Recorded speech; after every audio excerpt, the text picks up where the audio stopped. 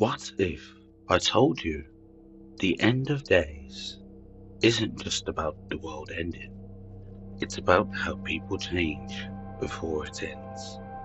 And if that's true, then the real question isn't, is the world ending? It's this: are we already becoming the kind of world the Bible warned about?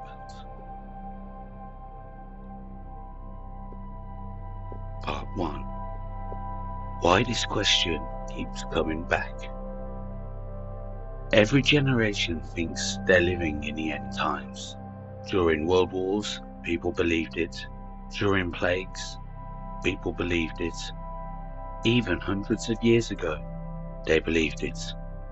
So why does this question never go away? Because when the world feels unstable, people look for meaning. They look for patterns, they look for warnings, and they look for truth. In the Bible, especially Revelations, gives language to that fear.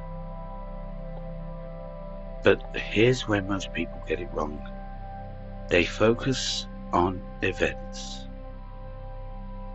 when the Bible often focuses on people.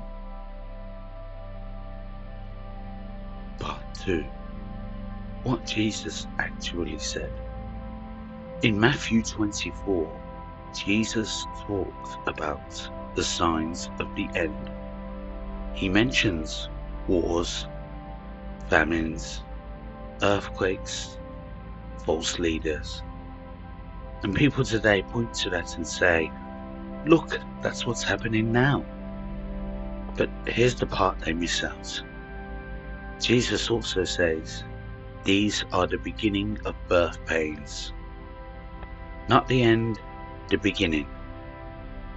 That means these things will happen repeatedly throughout history. Unfortunately, wars and disasters alone are not proof that we're at the end. They are proof that we are living in a broken world. Part 3. The part people ignore. Now, this is where it gets uncomfortable, because the Bible shifts focus from the world to people. In 2 Timothy, it says, in the last days, people will be lovers of themselves, lovers of money, proud, ungrateful, without self-control. That's not describing earthquakes. That's describing human behavior. Let's be honest for a second. Look at today's world. Obsession with image and validation, constant comparison, short tempers, low patience, people chasing money but feeling empty. Now ask yourself, is that new, or is it just amplified? That's the real question. Because the end times might not begin with destruction. It could begin with disconnection. Part 4. Revelations is symbolic, and why that matters. Revelations is one of the most misunderstood books in the Bible. Beasts, numbers, symbols, chaos. People try to match every symbol to a modern day headline. This is that, that is this. But Revelation wasn't written like a news report. It was written like a vision. Symbolic, layered, deep. If you treat symbols like literal predictions, you'll force connections that aren't actually there.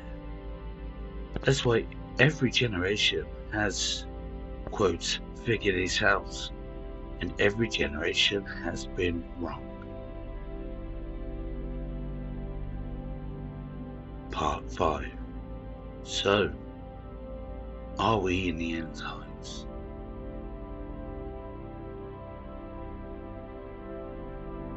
Here's the honest answer. We might be. However, we might not be. And anyone claiming certainty is guessing. Even Jesus said no one knows the exact time. So instead of asking, is this the end? Ask something more useful.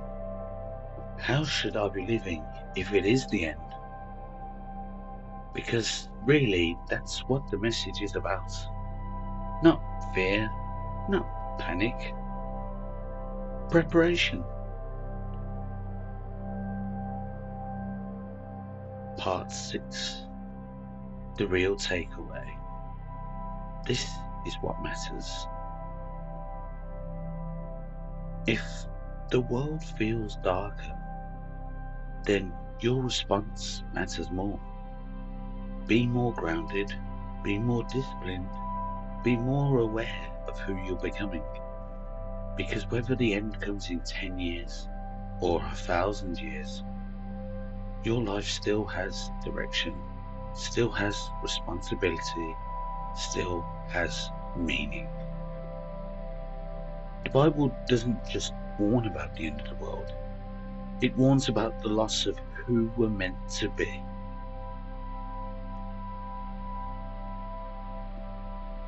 So maybe the real sign of the times isn't what's happening out there, it's what's happening inside people. And the real question is, are you drifting with it or standing against it?